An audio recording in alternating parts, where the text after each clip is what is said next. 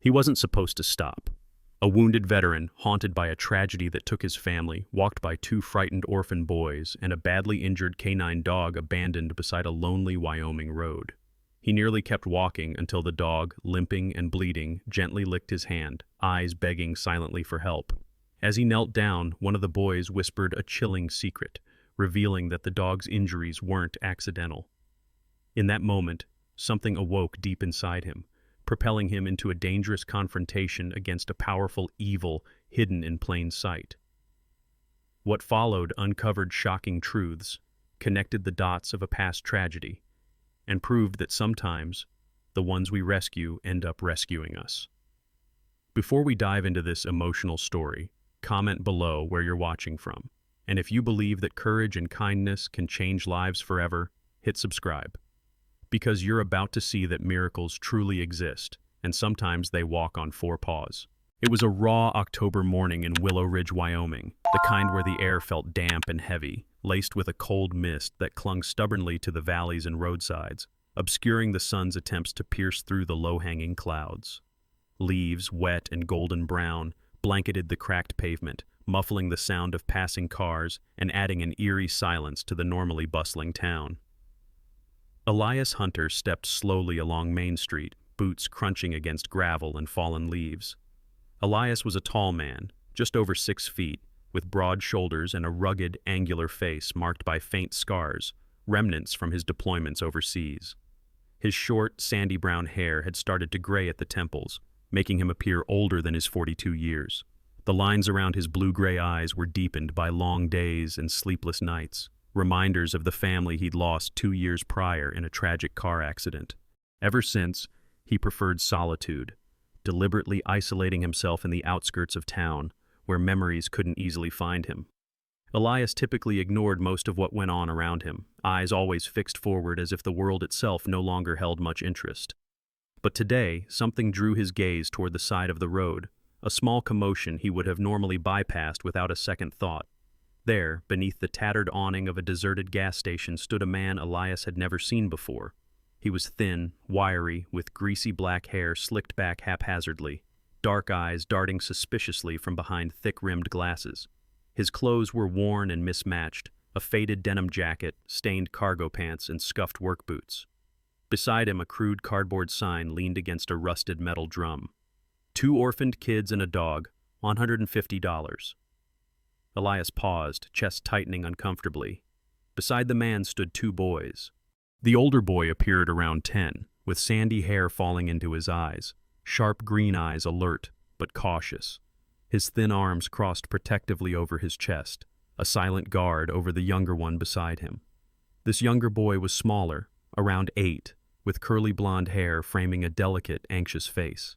His blue eyes were rimmed red from recent tears, and his small fingers nervously twisted the fabric of his frayed sweater. At their feet sat a dog, clearly a German shepherd once majestic, now emaciated and hurt, bandaged crudely around its right hind leg. The dog's fur was matted and dirty, a patchwork of black and tan dulled by neglect. Despite its pain, the animal sat quietly, amber eyes following Elias closely, intelligent but filled with sorrow. Something tugged at Elias's heart, but he hesitated. He'd long since lost the habit of helping strangers. The wary man noticed Elias's glance and stepped forward, a crooked smile playing at his lips. "Interested, mister? They're good kids, quiet. Dog's loyal, too trained he is, just a bit scratched up." His voice was oily, dripping false sincerity. Elias said nothing, throat tight, ready to walk away. He wasn't a savior. He wasn't even sure he was capable of helping himself anymore, let alone 2 lost children and a wounded animal.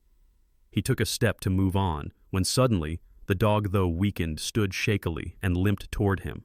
Before Elias could react, it nudged his hand gently, then looked directly into his eyes.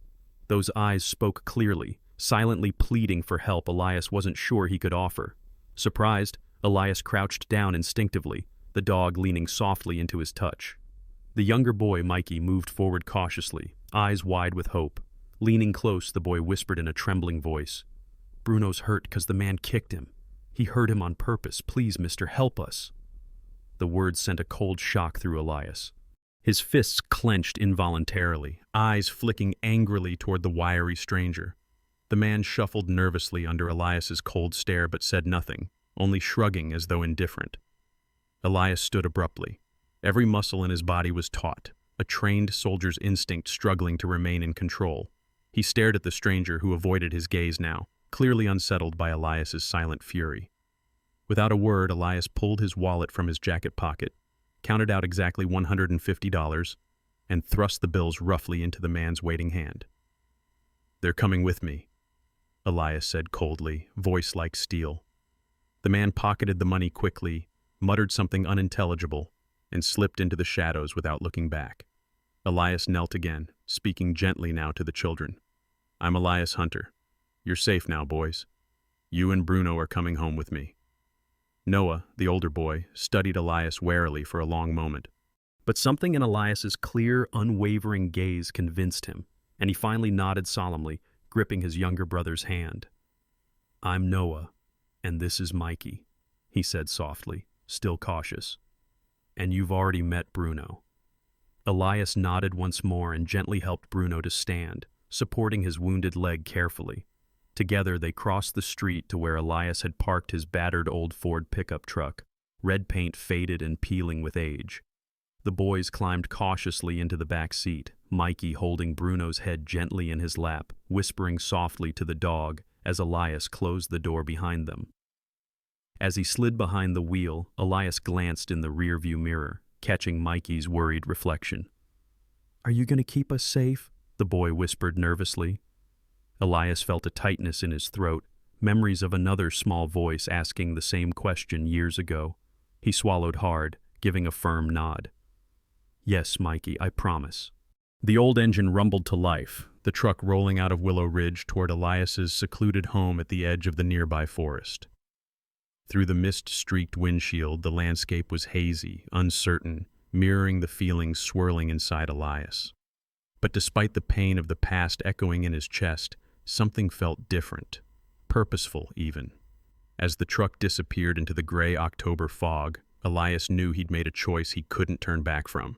These children and this dog needed him, and he would protect them, no matter the cost. For the first time in years, Elias Hunter felt something he'd thought he'd lost forever, a faint spark of hope. Elias's old house was perched on the edge of town, a weather-beaten cabin surrounded by dense stands of pine and spruce. The structure had seen better days, the once bright blue paint now peeled off in patches, revealing aged wood underneath. Elias himself hadn't paid much attention to the house since his family's death. He'd simply existed there, like a ghost tethered to memories too painful to confront. But now, as he helped the two boys and Bruno inside, he felt an unfamiliar sense of urgency. Mikey, the younger boy, immediately gravitated toward Elias. The 8-year-old was fragile-looking, with soft blonde curls framing a round, anxious face, his trusting blue eyes wide and innocent. He stayed close, one small hand constantly buried in Bruno's fur, the other clutching Elias's jacket as if afraid to let go. Bruno, the wounded German shepherd, limped slowly into the house, panting lightly through obvious pain. Elias knelt beside the dog, gently running fingers through Bruno's matted fur. He carefully examined the crude bandage on the dog's leg. Bruno was clearly a trained service dog. Despite his discomfort, he lay still, amber eyes locked onto Elias's face, filled with an intense but patient trust. "Easy, boy," Elias murmured softly. Bruno wagged his tail weakly, responding to the reassurance in Elias's voice. Elias glanced up at Noah, the older brother. 10 years old but already guarded beyond his years, Noah stood stiffly by the doorway. His green eyes were wary and suspicious beneath messy, sandy-colored hair. Unlike his brother, Noah's body language spoke clearly of mistrust. His jaw was set stubbornly, small fists clenched tightly at his sides. Every gesture warned Elias not to come closer, a silent challenge from a boy who'd already learned life could be harsh. "You boys hungry?" Elias asked gently, careful not to provoke Noah's defensiveness further. Mikey nodded eagerly, giving Elias a hopeful look. Noah didn't answer, but Elias saw his eyes briefly flicker toward the kitchen before resuming their wary glare. Elias nodded, understanding that it would take time for Noah to trust him. In the kitchen, Elias quickly put together peanut butter sandwiches and heated soup. placing plates in front of the boys. Mikey immediately started eating, offering small pieces of crust to Bruno, who accepted them delicately from the boy's fingers. Noah ate slowly, never taking his eyes off Elias, suspicion still evident. As Elias cleaned up after lunch, he made a decision. Bruno needs a vet. That wound looks serious. I know a good one in town. No, Noah suddenly interjected, sharply enough to surprise Elias. His voice shook slightly, his small frame tensed as he stepped protectively closer to Bruno. You can't take him anywhere. They'll just hurt him again. Elias frowned, confused by Noah's sudden panic. I promise I'll keep Bruno safe, Noah. The vet, you don't understand, Noah interrupted, his voice low, anger masking the fear underneath. Bruno's leg isn't hurt by accident. Elias knelt, looking directly into Noah's guarded eyes. Tell me what happened. Noah hesitated, clearly debating whether Elias could be trusted, but after a tense silence, his shoulders slumped slightly, the fierce bravado breaking. The man who had us, Daryl Knox, he runs the place we were in. He kicked Bruno, really hard after Bruno tried to stop him from hitting Mikey. The words came out quickly, like a dam finally bursting. Noah glanced away, blinking rapidly to keep tears from spilling. Elias felt his own fists clench instinctively. Where exactly did Knox keep you boys? Elias asked gently, barely concealing the rising anger inside him. Noah hesitated again, but Mikey spoke softly instead, eyes wide with fear. A bad place. He hurt kids who tried to run. Bruno always tried to protect us. Elias nodded slowly, absorbing the horrifying implications. His mind spun with possibilities, instincts from his military past kicking in. But first, he knew Bruno needed immediate care.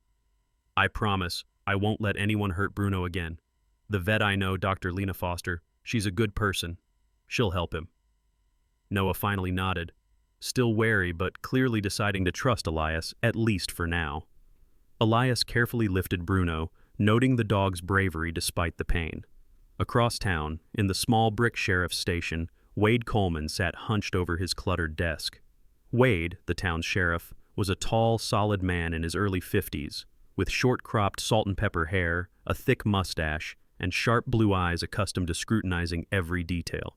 His uniform was always neat, badge-polished meticulously, a reflection of his disciplined, orderly nature. Wade had a reputation as tough but fair, respected by most residents of Willow Ridge. This afternoon, however, Wade felt anything but confident. His desk was covered in missing children posters, case files, and hastily scrawled notes, evidence of the unsettling disappearances plaguing his jurisdiction. 4 children had gone missing in recent months, leaving behind distraught parents and little evidence. Wade rubbed his temples, frustration evident. Deputy Claire Mitchell, young and capable at 27, leaned against Wade's doorway, her auburn hair tied neatly back, watching him sympathetically. Claire had joined the force only recently but had quickly proved her worth, demonstrating sharp instincts and compassion. Sheriff, we got another worried call from the Carmichaels. Their daughter's still missing. They want answers. Wade sighed deeply, lines of exhaustion evident around his eyes. I wish I had something solid to tell them, Claire, but whoever's doing this knows exactly how to leave no trace. Claire nodded solemnly. Maybe we should widen the search look into places we overlooked before. Wade considered her words carefully. You're right. Expand the search radius. Dig into any unfamiliar faces who've recently passed through. I have a feeling we're missing something right under our noses. Back at Elias's house, Dr. Lena Foster had arrived quickly after Elias's urgent call. Lena, the town's veterinarian, was a petite, capable woman in her mid-30s, with short chestnut hair, gentle hazel eyes behind small wire-rimmed glasses, and an air of calm professionalism that put people and animals instantly at ease. She knelt beside Bruno, carefully examining the wound with gentle, practiced fingers. He'll need stitches and antibiotics, Elias, but he'll recover. Whoever did this was cruel. This wasn't an accident. Elias's expression hardened. I know, and I'm going to find out exactly who and why. As Lena began treatment, Noah stood nearby, watching closely, hands clenched into tight fists again. Elias placed a comforting hand on Noah's shoulder, surprised but relieved when the boy didn't pull away. Mikey whispered quietly from behind Elias, holding tightly onto Elias's jacket again. Uncle Elias, will Bruno be okay? Elias smiled faintly at Mikey's spontaneous nickname for him, feeling a strange warmth at the boy's trust. Yes, Mikey. He'll heal. As Lena worked quietly, Elias's thoughts turned to Wade Coleman. It was time to reach out to his old friend. Elias now had a horrible suspicion that these boys and Bruno were connected to something bigger, darker, something Willow Ridge couldn't ignore any longer. He made up his mind. He would find Daryl Knox and end whatever nightmare had captured these innocent lives. The following morning, Willow Ridge awoke under a heavy blanket of fog, its cold tendrils winding silently through the streets and seeping between the gaps in Elias's weathered cabin. Elias rose early, disturbed from uneasy sleep by faint whimpering coming from down the hall. Quietly, he padded barefoot across the worn wooden floorboards and stood outside the small guest room he'd arranged for the boys. Inside, Noah lay restlessly, the tangled blankets twisted around his slender frame, his sandy-colored hair damp with sweat. His green eyes suddenly snapped open, wide and frightened, staring blankly into the darkness. Elias stepped inside carefully, kneeling beside the bed. Noah recoiled instinctively, a quick flash of fear replaced swiftly by embarrassment. "It's okay, Noah," Elias spoke softly, keeping his voice steady and reassuring. Noah didn't respond at first, breathing heavily, still caught in the grip of the nightmare. Elias waited patiently, letting the silence stretch gently until Noah's breathing gradually slowed. "It's the same nightmare every night," Noah finally murmured, his voice hoarse. "Knox coming back for us. For Mikey and Bruno. He said he'd always find us, no matter what." Elias rested a reassuring hand on Noah's thin shoulder, feeling the boy's slight trembling beneath his palm. "Knox isn't going to get near any of you again. I promise you, Noah. You're safe here, and I'll make sure of it." Noah turned toward Elias, doubt battling hope in his eyes, but this time he didn't look away. Something in Elias's unwavering gaze seemed to penetrate the boy's guarded defenses. With a sigh, Noah relaxed, sinking back into the mattress. "I'm sorry I woke you up," Noah whispered. Elias shook his head, offering a faint smile. "No apology needed. That's what I'm here for." Noah hesitated, studying Elias carefully before closing his eyes again. Elias sat quietly beside the bed until Noah's breathing grew deep and even, signaling he had finally fallen back to sleep. Later that morning, Elias made the decision he'd been considering since Noah had revealed Knox's cruel treatment of Bruno. He needed help, someone he could trust, someone who knew this town's secrets better than anyone else. Sheriff Wade Coleman had served Willow Ridge for decades. A sturdy, dependable man with a neatly trimmed mustache, gray-blue eyes, and broad shoulders, Wade was a familiar and respected figure around town, though he had a cautious and skeptical nature traits honed over years of police work. Elias found Wade in his office, leaning back in his chair, staring intently at scattered notes on the desk before him. Wade raised a questioning eyebrow as Elias entered, clearly surprised to see his old friend after all this time. "Been a while, Elias," Wade greeted coolly, adjusting his thick-rimmed glasses. "You finally stepping out of your isolation?"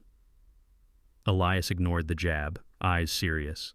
"I'm here because I need your help, Wade. It's about the missing kids in town and 2 boys I found a couple of days ago." Wade leaned forward slightly, interest piqued, though suspicion still lingered in his gaze. "Go on." Elias carefully recounted how he'd come across Noah, Mikey, and the wounded dog Bruno, omitting nothing, detailing Noah's accusations about Daryl Knox running an abusive underground foster operation. Wade listened quietly, skepticism evident on his rugged features until Elias pulled out his phone and showed him images of Bruno's wounds-deep bruises and lacerations that no accident could have caused. Wade's eyes narrowed sharply. "Where are these boys now?" Wade asked, concern slowly overriding doubt. "Safe at my place, but Knox is dangerous. Noah's terrified of him." Wade exhaled heavily, leaning back again, hands folded thoughtfully over his stomach. "Daryl Knox. Owns that old community center on Pine Road. Been suspicious of him a while now, but he's careful. Nothing concrete to hold him." "Noah can describe everything," Elias pressed. "But they're scared, Wade. They need someone to believe them." Wade met Elias's eyes directly, a quiet decision forming. "All right," Wade said at last. "Bring Noah here. We'll talk privately. If what you're saying is true, I'll help you get the proof we need." Elias nodded, relief flooding him. He'd expected resistance, skepticism, maybe even outright dismissal, but Wade had clearly recognized the seriousness of the situation.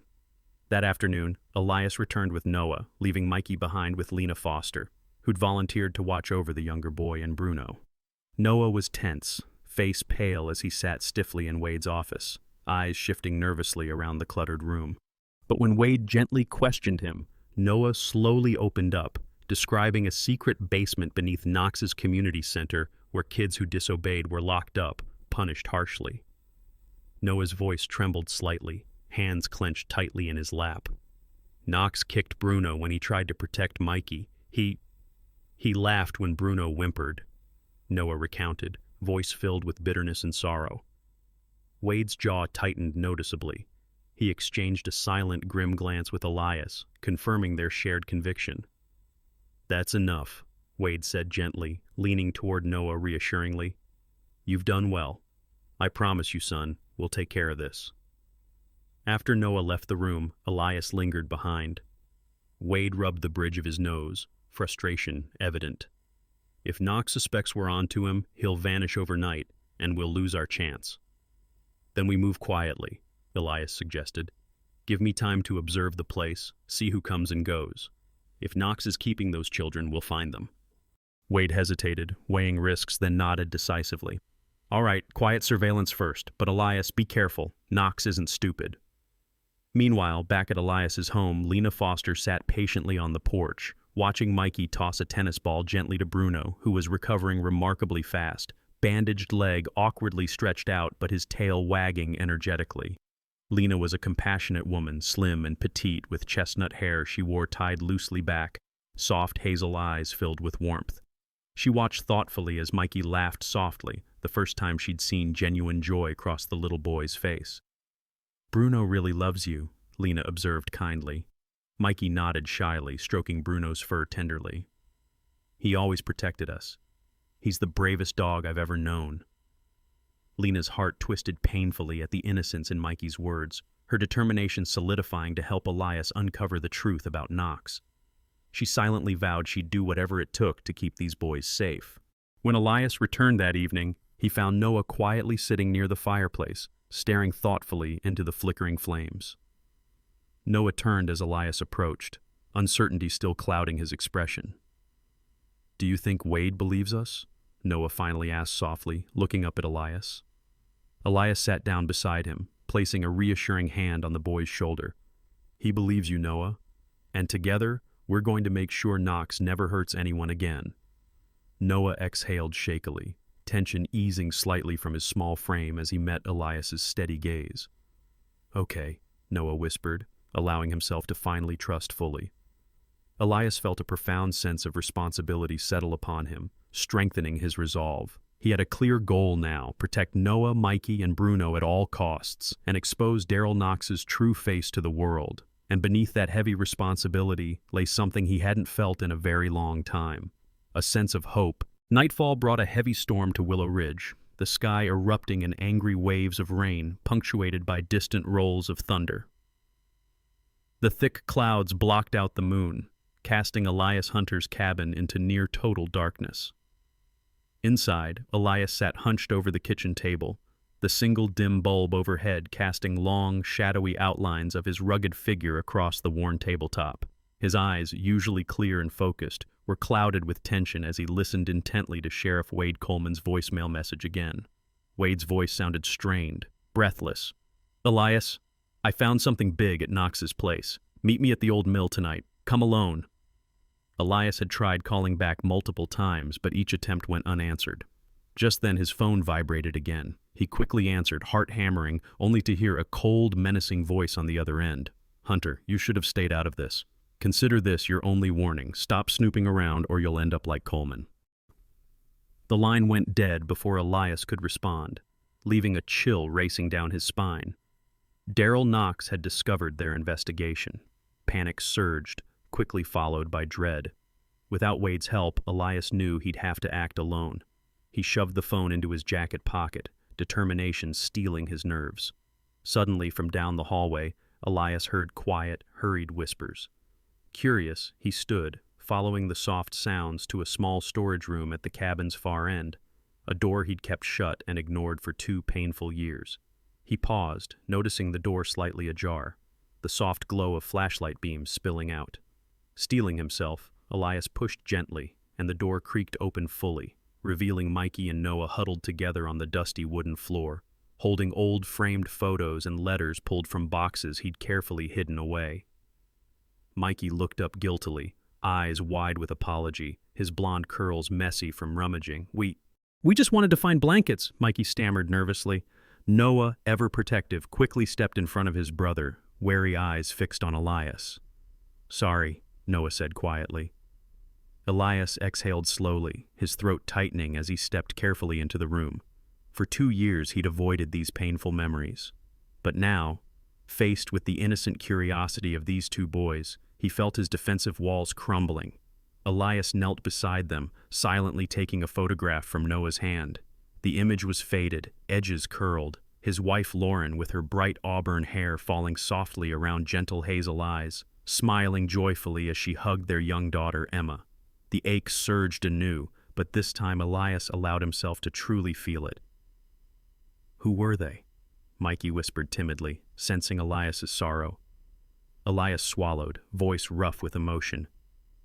"My wife Lauren and daughter Emma. They passed away 2 years ago." Noah's eyes softened, quietly setting a comforting hand on Elias's shoulder. "We didn't mean to hurt you," Noah whispered. Elias shook his head gently, managing a faint smile. "You didn't hurt me, Noah. I've avoided facing this room for too long. Maybe it was time I did." Elias felt a strange sense of peace fill the silence as he shared stories of Lauren's kindness and Emma's endless laughter, memories he had buried beneath layers of grief. Noah and Mikey listened intently, nodding and occasionally smiling, unknowingly helping Elias confront the painful past he had hidden from himself. Eventually, Elias stood, feeling unexpectedly lighter. "It's getting late," he said softly. "You boys should try to sleep." The brothers nodded, gently placing the mementos back into their boxes before quietly leaving the room, leaving Elias alone briefly to steady himself. As he exited, Elias gently closed the door, leaving it ajar this time, no longer a barrier between him and his memories. Outside, the storm intensified. Elias made his decision. He had to find Wade. He left a quick note for Lena Foster, who had offered earlier to watch the boys if needed, then slipped silently out into the pouring rain, determination overriding fear.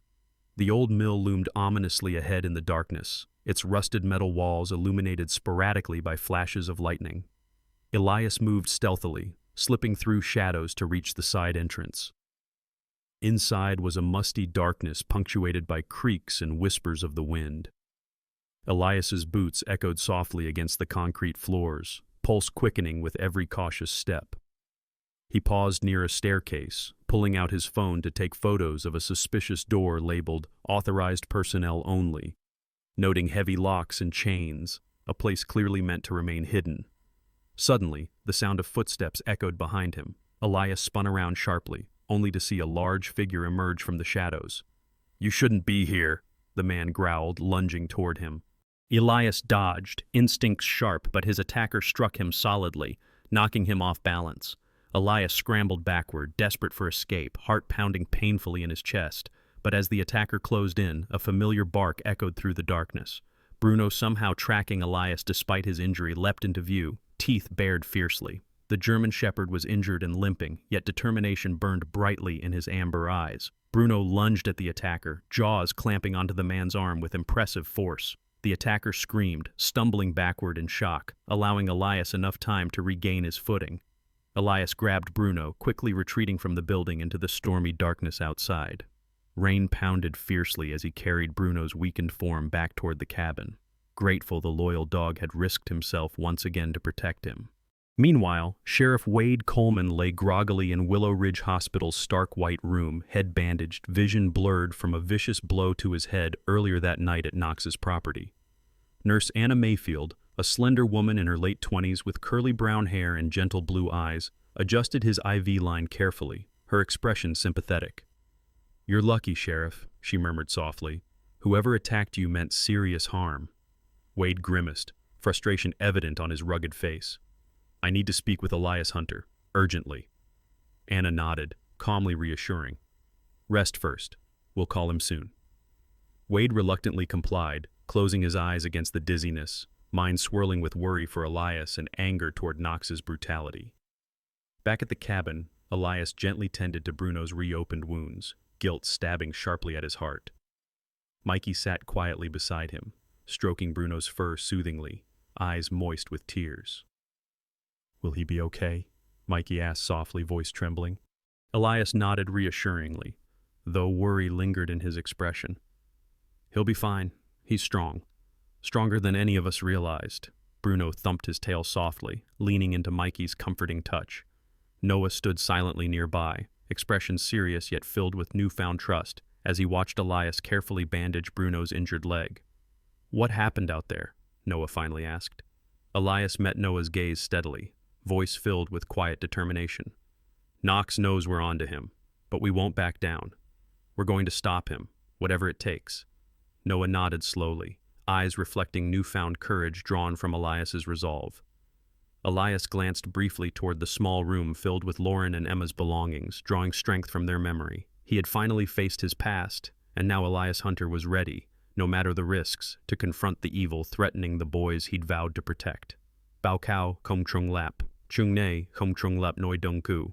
Đã phát triển thêm chi tiết mới về cuộc gặp gỡ nguy hiểm tại nhà máy cũ, cuộc tấn công Elias và Bruno đến giải cứu.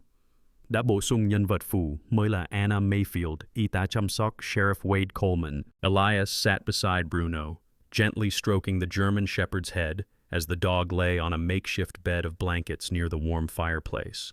Bruno's breathing was shallow, each rise and fall of his chest a visible struggle, his amber eyes dulled by pain, yet still watching Elias trustingly. The wounds from their escape were severe, fresh blood staining the carefully wrapped bandages that Elias had applied. Guilt stabbed sharply into Elias's chest as he leaned forward, whispering softly, "Hang on, buddy. We're almost through this. Just hold on a little longer." Mikey hovered close by, his small hands trembling as he clutched Elias's sleeve. The young boy's curly blonde hair was tousled, eyes wide with worry. Noah stood silently behind them, his usually guarded expression cracked with open fear and uncertainty. Elias knew Bruno wouldn't survive without immediate veterinary care, but with Knox still lurking in the shadows, he hesitated to leave the boys unprotected. Just then his phone rang, the sudden vibration startling everyone. Elias answered immediately, relieved to hear Nurse Anna Mayfield's gentle voice. "Sheriff Coleman's awake, Elias. He asked me to call you. He says it's urgent." Elias felt hope stir amidst the dread. Wade was finally conscious. Perhaps the sheriff could offer the guidance he desperately needed. Elias left Noah and Mikey to sit quietly with Bruno, stepping into the small kitchen to take Wade's call. Sheriff Wade Coleman's familiar gruff voice, though weakened, held resolve. "Elias, I've got good news. Deputy Claire Mitchell and I pieced together everything. The photos you sent from Knox's facility match descriptions of missing kids. We found security footage, too. We've got Knox, Elias, he won't slip away this time. Federal agents are already involved." Elias exhaled deeply, relief mingling with urgency. "Wade, Bruno's hurt bad. Knox attacked me, and Bruno saved my life. But now he's barely holding on." Wade hesitated briefly, his tone turning firm yet compassionate. "Then you need to get Bruno immediate help. Claire's heading to your location now. I'll have backup arrive soon. Be careful. Knox knows he's cornered, and he's dangerous." As Elias ended the call, headlights suddenly swept through the cabin windows, illuminating the darkness outside. Heart racing, Elias peered cautiously through the blinds.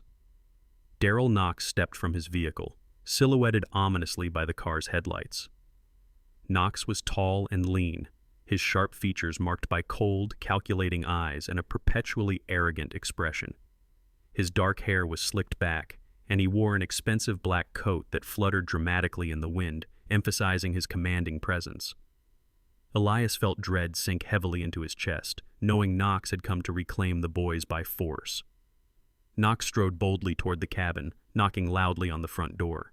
Elias stepped outside quickly, confronting Knox on the porch to shield the children from immediate danger. "Give me the boys, Hunter," Knox demanded coldly. "They're legally mine, and you're obstructing justice." Elias stood his ground, anger burning fiercely in his eyes. "You're not taking them anywhere. I know exactly what you've been doing. Wade Coleman has enough evidence to put you away for life." Knox laughed derisively, unfazed by Elias's threat. Coleman won't stop me. I already dealt with him once. Next time I'll make sure he stays down. Elias lunged forward angrily, but Knox was quicker, sidestepping and striking Elias sharply, knocking him back into the cabin wall. Elias stumbled, breath knocked from him as Knox swiftly drew a concealed blade, pressing its cold edge against Elias's throat. I warned you, Hunter, Knox sneered viciously. Now you'll join your dog. Elias struggled fiercely, but Knox held firm, tightening his grip. Inside, hidden just beyond view, Noah watched with horror, heart pounding rapidly. His eyes darted desperately around the room for something, anything, to help Elias. Mikey crouched protectively over Bruno, crying softly. Suddenly, Noah's eyes fell on Bruno's old harness lying forgotten near the corner. Attached to it was a small emergency radio, blinking faintly in standby mode.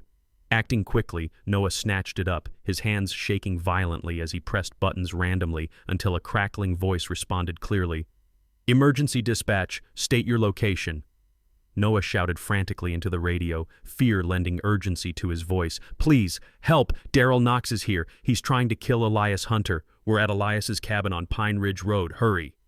Outside, Knox hesitated momentarily, distracted by the sound of Noah's desperate cry. Elias seized that brief instant, surging forward with renewed strength, grappling fiercely for control of the knife. Knox stumbled backward, furious, but regained his stance quickly, swinging violently toward Elias. Just as Knox lunged again, sirens blared suddenly in the distance, red and blue lights piercing through the stormy night, bathing the scene in flashes of color. Panic flickered briefly in Knox's eyes as Deputy Claire Mitchell's cruiser skidded into the driveway, lights illuminating him fully. Freeze! Drop the knife! Claire shouted, her voice commanding as she stepped swiftly from the vehicle, gun aimed steadily at Knox. Knox hesitated, rage battling defeat, then slowly lowered the knife, realizing escape was futile.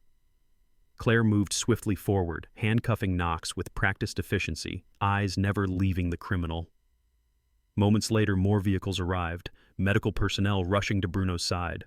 Elias followed urgently, kneeling beside Bruno, heart aching at the dog's weakened condition. You did good, buddy, Elias whispered emotionally. You saved us.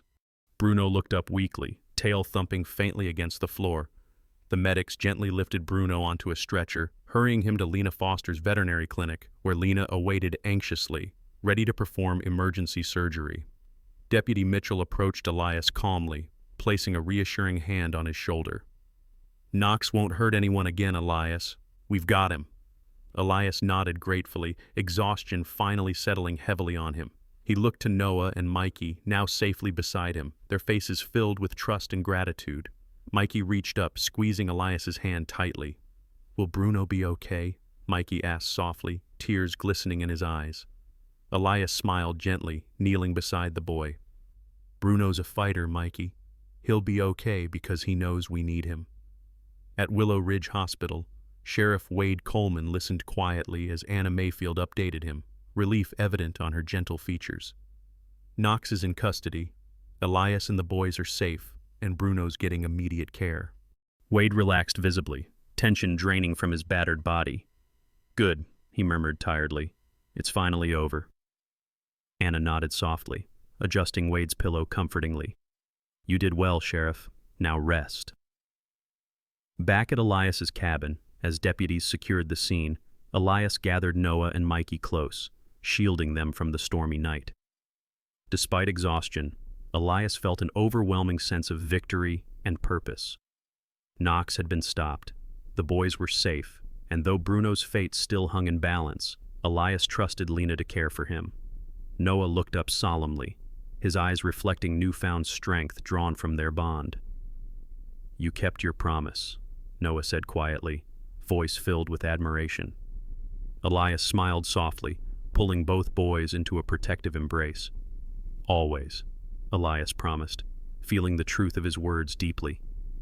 Outside, the storm finally began to ease, giving way to the quiet calm of a new dawn that promised healing and hope for all of them. Winter melted gently into spring over Willow Ridge, breathing new life into the sleepy Wyoming town. Meadows bloomed vibrantly, and crisp mountain air carried a fragrance of renewal, dispelling lingering memories of recent darkness. At the edge of town, Elias Hunter's once quiet cabin bustled with newfound warmth. The building, freshly painted soft blue and repaired by willing neighbors, symbolized a fresh start. Inside, laughter now regularly echoed through rooms once steeped in sorrow. Bruno, the German shepherd whose brave heart had almost stopped beating weeks ago, had recovered fully under Lena Foster's diligent care. Now, the robust dog trotted playfully around the backyard, muscular legs healed, fur glossy and eyes bright, his tail wagging joyfully. His energetic spirit had transformed the house, filling it with optimism. Elias, watching from the porch, felt a deep gratitude toward Lena.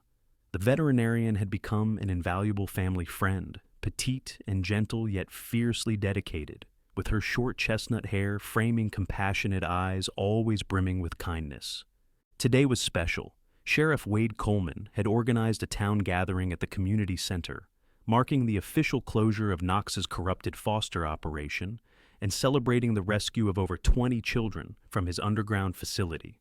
Wade stood at the hall entrance, fully recovered, his strong frame clad in a neatly pressed uniform, greeting guests warmly. His normally stern face softened in genuine pride and relief. Wade had tirelessly overseen the rescue efforts, and his dedicated pursuit had earned the town's renewed admiration. Deputy Claire Mitchell stood nearby, smiling warmly at arrivals, her slender figure confident, her auburn hair pulled neatly into a professional bun, highlighting the determination sparkling in her sharp blue eyes. Inside, townsfolk crowded together, chatting animatedly. Elias felt somewhat overwhelmed by the attention, his natural reserve challenged by such warmth. Yet, he smiled politely, accepting heartfelt thanks from grateful parents reunited with their children. Mikey clung happily to Elias's hand, blonde curls neatly combed, blue eyes wide with excitement, while Noah stood closely beside, still protective yet visibly relaxed, confidence finally emerging in his green eyes. The boys now officially carried Elias's surname, adoption papers freshly signed and sealed. Standing before the cheering crowd, Wade spoke solemnly, his voice firm but sincere. Today we celebrate bravery, the bravery of Elias Hunter, whose courage and compassion brought justice and healing to our community. Elias, your selflessness reminds us what true heroism is. The hall erupted into applause, gratitude echoing in every clap and smile. Elias, humbled and slightly embarrassed, stepped forward briefly, simply offering quiet thanks, nodding warmly toward Wade. Later, as evening shadows lengthened and guests dispersed, Elias returned home with Mikey, Noah, and Bruno, the warmth of recognition fading into peaceful comfort. As the boys played fetch with Bruno outside, Elias entered his bedroom, ready to rest. However, something caught his eye. A folded paper protruded slightly from the old vest Bruno had worn during their ordeal, discarded near the dresser. Curious, Elias picked it up, the faded paper brittle with age, tucked securely within an inner pocket.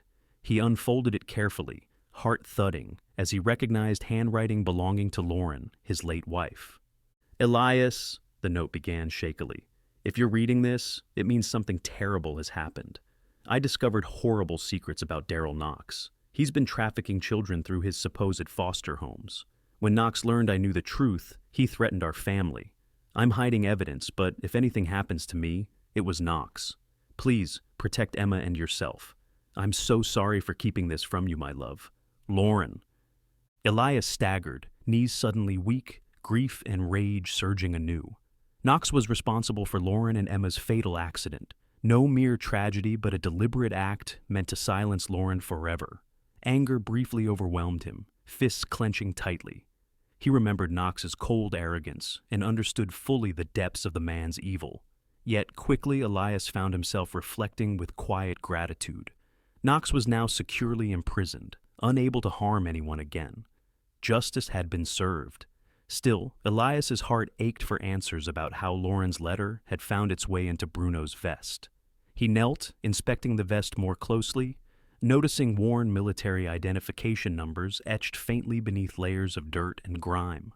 Elias's breath caught sharply. The numbers matched his own former K9 unit identification. He stared in disbelief, realization dawning clearly. Bruno was no ordinary dog. Bruno had served alongside him years ago, a loyal companion thought lost forever during a combat operation overseas, listed officially as missing in action. How Bruno survived, eventually landing under Knox's cruelty, was a mystery Elias might never fully unravel. But what mattered now was clear. This reunion was no mere coincidence, but destiny intervening, granting Elias renewed purpose and healing.